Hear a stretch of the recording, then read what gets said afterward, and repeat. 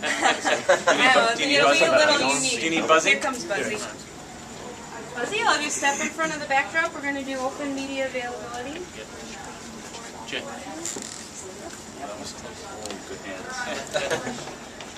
It's the first time anyone's ever said that. If you guys want to push questions, that's Chris and Cedas and Mike Busniuk. And you guys triplets? You got blessed with the height and the looks you got. Third. Yeah. I was the right winger. Actually, both of these guys shot right. That's right. Yeah. I guess, guys, first being back here in Binghamton and getting this honor, if you could just each individually talk a little bit about, stepping back into the arena for the first time in a while and kind of what comes back to mind. Well, obviously, just the the whole excitement of being here in this building and in front of all these fans. As I mentioned in my short little speech out there, this is where kind of kick-started our careers and into the pros. And obviously, our ultimate goal was to get to the National Hockey League and be a part of the New York Rangers organization. And this was obviously a major stepping stone to it. And the fans just believed in us. The coaching staff here believed in us, and from management on up. So it certainly motivated us personally, and we wanted to make these fans real proud. Yeah, it's been far too long that Chris and I have not been back here. It's just it's exciting, but a bit emotional because it is where we started, and it's pretty much holds the closest place in our hearts. And for that time, being Long Island raised guys and being drafted by the New York Rangers and have the ability to filter into their minor system here in Binghamton was just tremendous. The fan support, the community support was just outrageous, and it was memories that we'll never forget. And Tom Mitchell being such a tremendous owner, he treated us like we were his own, and coaches like Mike Busniuk to really teach us the game and help us get to those levels. It's really the reason why we played in the National Hockey League, is because we were fully prepared to play with guys at the highest level. So it's just great to be back here, see the community, the fan support out there, and just nice. And you'll be seeing more of us, that's for sure.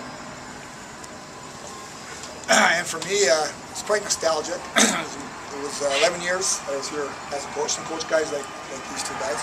I was going to cheer up, but then I remember telling all the guys one time we lost one of the championships, there's no crying in hockey, boys. So I didn't cry. Again, it's great for me. I like the fans. It's kind of good to walk through and talk to everybody and shake hands. And Roger here and we had a little thing on, what day was that, Roger? Tuesday? Tuesday morning with Roger. We used to talk hockey, and Roger goes back to the old days like me, back in both Jarrows and the United Hockey League or whatever it was called back then. So I'm very happy to be here. I was very excited to get the call, and to me to come back to Binghamton, and to see everybody, and to watch a couple hockey games. So I haven't seen a couple pro hockey games for 2 years now, and that was my life for the last 18 years. So for me to come back was very good. I enjoyed it. Yeah, if I remember correctly, one of your guys' first games here was pretty eventful. If I remember right, there was a line brawl or a big kind of hoopla on one of them. Remember Chris always started all that stuff, so that's for sure. I don't remember that, but because there was too many of them. But yeah, we certainly, as smaller players, especially in that era, had to stir things up, and sometimes it was a little bit excessive, just because being smaller guys, we carried a little bit of a chip on our shoulder, and we wanted to prove that we can play against the bigger, stronger guys, and also put the puck in the net. Was pretty much our role as smaller guys. Chris, what was the 99-point season like for you? Well, it was obviously real important to really show the New York Rangers organization that we had good training camps, but we went down with good attitudes that we wanted to get back up, and to prove to the organization that we mean business and we want to make the organization proud and give them all we had. And we came down here with great attitudes, and again had a great lineup, had a tough team, had a skilled team, and had a great coaching staff. So we surrounded ourselves with great veteran players, and we had the only thing that missed out that year was just winning a championship.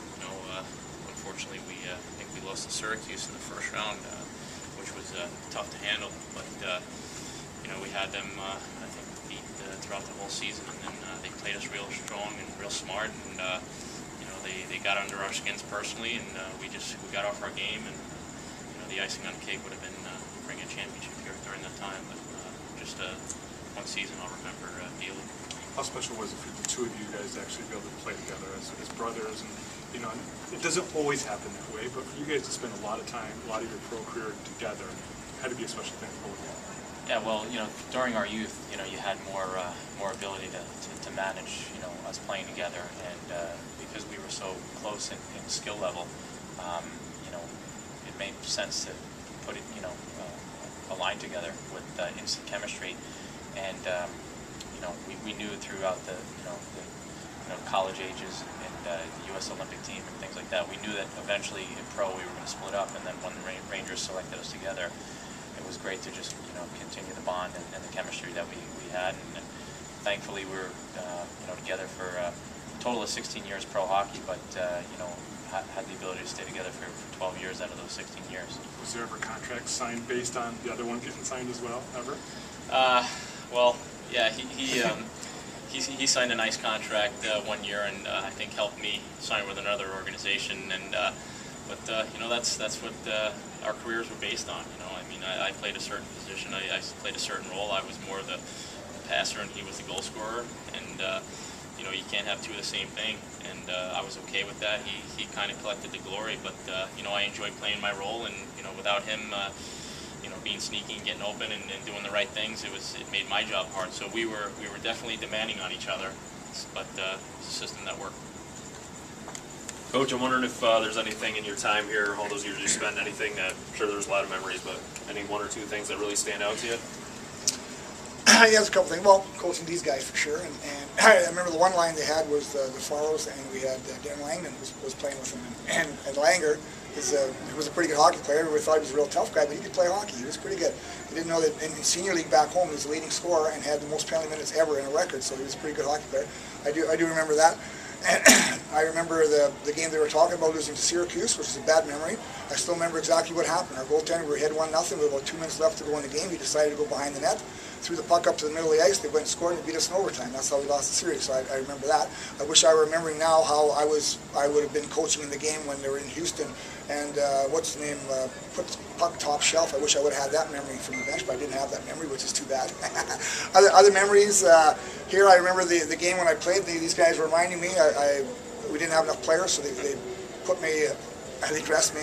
I remember going out for warm up and not being able to even breathe, or they were going so fast, like, oh, and my head was spinning. And then it was a 2-1 game with about 2 minutes left to go, and the fans were literally chanting. But I could hear some of the people that knew me, "Put Buzzy out there!" And I said, "There's no chance he's getting out on the ice in the 2-1 game." And that's some of the memories that I remember. And again, there's a lot of things in hockey that you do remember. And I'll leave here right now. There'll be about 50 other things I could talk about right now. I really can't remember. Coach, can you talk a little bit about John Paddock and what he's meant to you in his, in your career professionally? Well, I was quite lucky that he had long coattails, because if he hadn't had long coattails, I never would have ended up here in Binghamton. I played with John, and together we were involved in three Calder Cups, so we knew each other very well. We were two competitive guys, and he ended up getting my first job here in Binghamton, which was great. He called me up and asked if I was interested, and I'd been trying to get into hockey again for 5 years. And it's funny, if you want to do something as a hockey player, you buy a house, and that's the curse. So I bought a house in Thunder Bay because I was going to settle down, and 2 weeks later I got the call to go and coach. I should have bought that house 5 years before that, and then I would have been very. He's very instrumental. I got a call from him 2 days ago, and he said he's sorry he couldn't be here. He was out in Vancouver when he found out, so he said he tried to make it, but he said he couldn't do it. Again, he's probably the best coach I've ever coached with, and that's not saying the other ones weren't good, but we as assistant coaches, one thing we do is we rank our players and we rank our coaches, and as far as I'm concerned, he was the best one I ever coached with. Congratulations, guys.